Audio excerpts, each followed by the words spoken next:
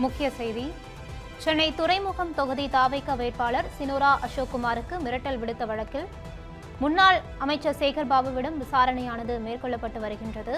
திமுக முன்னாள் அமைச்சர் சேகர்பாபுவிடம் சென்னை எஸ்பிலனேடு காவல் நிலையத்தில் வைத்து விசாரணையானது மேற்கொள்ளப்பட்டு வருகின்றது. வடக்கு கடற்கரை காவல் நிலையத்தில் 7 பிரிவுகளின் கீழ் வழக்கு பதிவு செய்யப்பட்ட நிலையில் தற்போது போலீசார் சேகர்பாபுவிடம் விசாரணை மேற்கொண்டு வருகின்றனர்.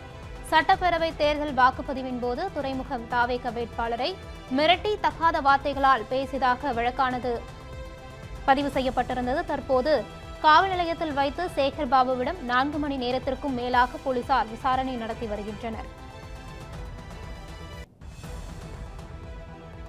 சென்னை துறைமுகம் தொகுதி தாவேக வேட்பாளர் சினோரா அசோக்குமாருக்கு மிரட்டல் விடுத்த வழக்கில் முன்னாள் அமைச்சர் சேகர்பாபுவிடம் விசாரணையானது மேற்கொள்ளப்பட்டு வருகின்றது. சென்னை எஸ்பிலனேடு காவல் நிலையத்தில் வைத்து போலீசார் விசாரணை மேற்கொண்டு வருகின்றனர். வடக்கு கடற்கரை காவல் நிலையத்தில் 7 பிரிவுகளின் கீழ் வழக்கு பதிவு செய்யப்பட்ட நிலையில் தற்போது போலீசார் விசாரணையில் ஈடுபட்டு வருகின்றனர். சட்டப்பேரவை தேர்தல் வாக்குப்பதிவின் போது துறைமுகம் தாவேக வேட்பாளரை மிரட்டி தகாத வார்த்தைகளால் பேசியதாக வழக்கானது தாக்கல் செய்யப்பட்டிருந்தது. காவல் நிலையத்தில் வைத்து சேகர்பாபுவிடம் 4 மணி நேரத்திற்கும் மேலாக போலீசார் விசாரணை நடத்தி வருகின்றனர். இது குறித்த கூடுதல் தகவல்களை தருகிறார் நமது செய்தியாளர் ராமச்சந்திரன். ராமச்சந்திரன், வணக்கம். முழு விவரங்கள்.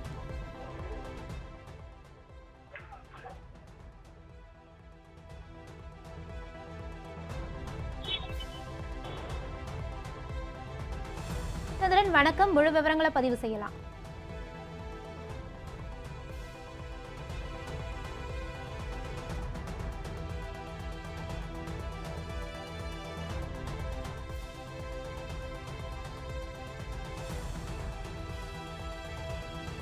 ராமச்சந்திரன், நீங்க இணைப்பில் தான் இருக்கிறீங்க.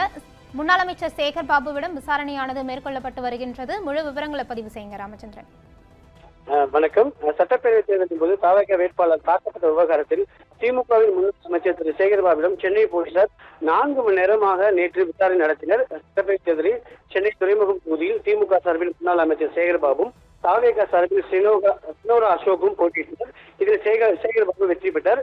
முன்னதாக வாக்குப்பதிவு நடைபெற்ற போது 23ஆம் தேதி மண்ணடி அங்கப்ப நாயக்கன் தெருவில் இரு தரப்பினருக்கு இடையே வாக்குவாதம் ஏற்பட்டு தள்ளுமுள்ளாக மாறியது. அப்போது சேகர்பாபு தன்னை தாக்கியதாக சினோரா அசோக் வடக்கு கடற்கரை காவல் நிலையத்தில் புகார் கொடுத்தார். அதே போல சேகர்பாபு தரப்பிலும் இருந்தும் எதிர்த்தரப்பினர் மீது புகார் அளிக்கப்பட்டது. சினோரா அசோக் அளித்த புகாரின் அடிப்படையில் சேகர்பாபு மற்றும் அவரது ஆதரவாளர்கள் மீது சட்டவிரோதமாக கூடுதல், ஆபாசமாக பேசுதல், காயம் விளைவித்தல், கொலை முயற்சி, கொலை மிரட்டல் உள்ளிட்ட 7 பிரிவின் கீழ் போலீசார் வழக்கு பதிவு செய்து விசாரணை நடத்தினர். இந்த வழக்கு தொடர்பாக விசாரணைக்கு நேரில் ஆஜராகுமாறு முன்னாள் அமைச்சர் திரு சேகர்பாபுக்கு போலீசார் சம்மன் அனுப்பியிருந்தனர்.